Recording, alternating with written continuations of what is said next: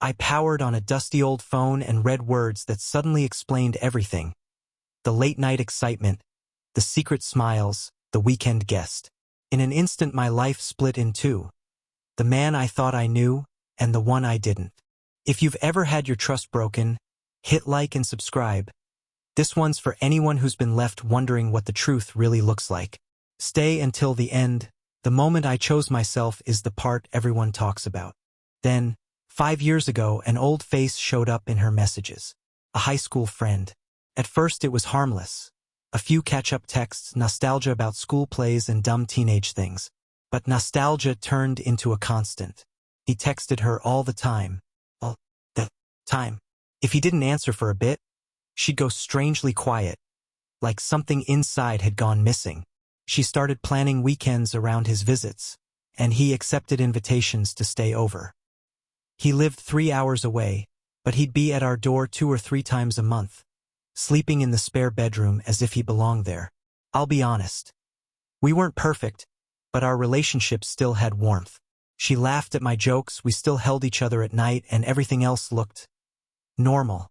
That made it confusing.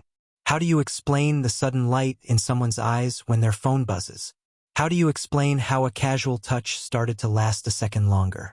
I asked her once, gently, about the way she lit up when he called. "They're just friends," she said. "He's like a brother to me." Don't be silly. I wanted to believe her. I wanted to believe the woman who had been my partner for so long. For a while I did. Still, there were small alarms. She began offering to help him in ways she never had with anyone else, like offering to bring him home to see his dying father, on a trip she arranged without asking me. She'd already offered before she told me, and the idea of him staying at our house while he visited his dad felt wrong in a way I couldn't verbalize. He died before the trip. I won't pretend I was grateful for his passing. That sounds cold, but I admit there was a rush of relief, and then an even stronger wave of confusion as she grieved for him for more than a year. People grieve in different ways, but some things didn't add up. The affectionate words, the way they touched, the declarations of love hidden in short messages. For years later, a memory of that relief turned into a quiet itch I couldn't scratch. I remembered that she'd used a different phone at the time, an old device we still had tucked away in a drawer. That evening I sat on the floor of our bedroom with a beer in one hand and the dusty phone in the other, and I powered it up. Reading those messages felt like being punched in the gut with an open hand. They were not jokes or casual notes. They were love letters in shorthand, raw and urgent. She told him she loved him. She wrote about wanting to be with him. There were fragments that suggested they had been more than just friends. I read them twice, then again, each time trying to find a place to breathe. The texts matched what I'd been seeing. The excitement, the hushed messages, the secret tenderness. There wasn't a single sentence that fit with the "we're just friends" story she'd given me. I could have gone in screaming. I could have thrown the phone at her and demanded everything. But I didn't. That's not who I am. I wanted truth, not theater. So I planned a confrontation, but not the kind that explodes. I wanted to leave no room for her to twist reality. I compiled what I knew in my head. Dates, visits, the way she avoided eye contact when I asked about him. I wrote down a few of the exact messages. I practiced staying calm. I wanted her to face the words, not the fury. The night I decided to tell her, I made tea and sat on the couch like nothing was wrong. She came in, and for a second she was the woman I had loved for 13 years, soft, tired, familiar. I waited. When the moment was right, I reached for the dusted phone and set it on the coffee table between us. "I turned this on tonight," I said. "I read what you wrote." She laughed at first, a small sound not unlike the deflection she'd used before. "What? You found an old phone?" Her voice tried for casualness and failed. I opened the phone and scrolled to a text. I read a line aloud, simple, undeniable. The room changed around us. The air got thin. "You don't understand," she said. "It was complicated. He was there for me. We were lonely. You told him you loved him," I said, steady. "You told him you wanted to be with him." She stopped.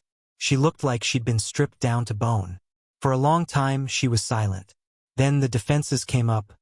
grief, confusion, and finally the weakest of apologies.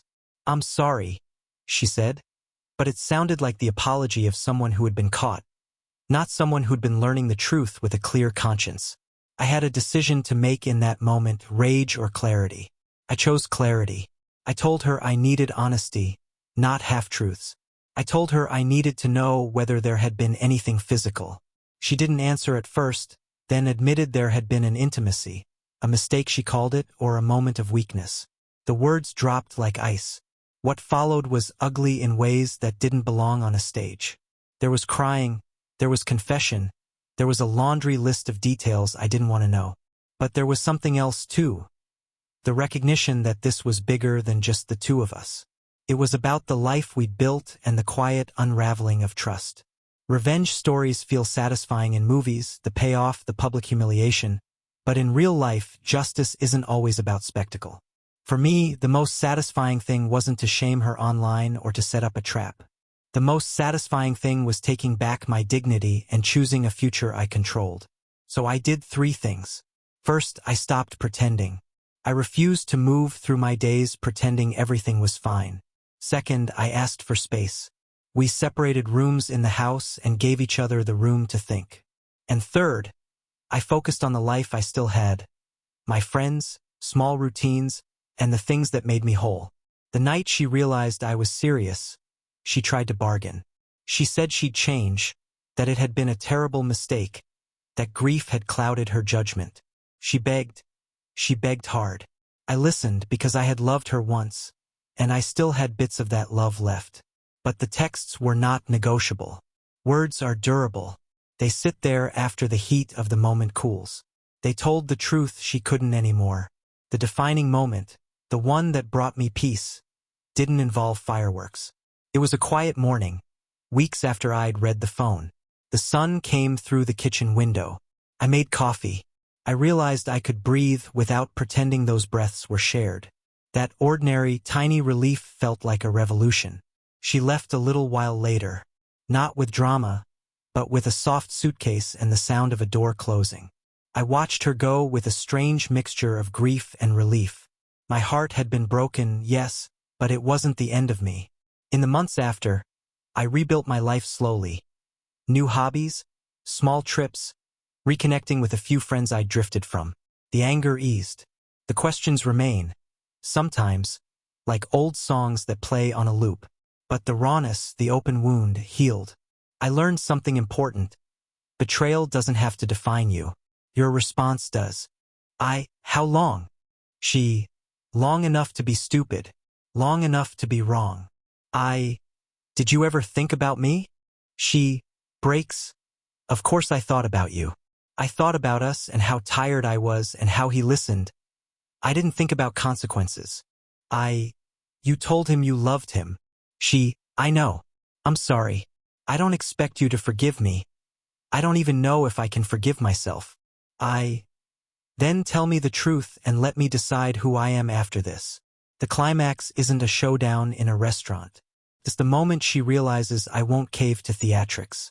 The climax is the slow, quiet ending.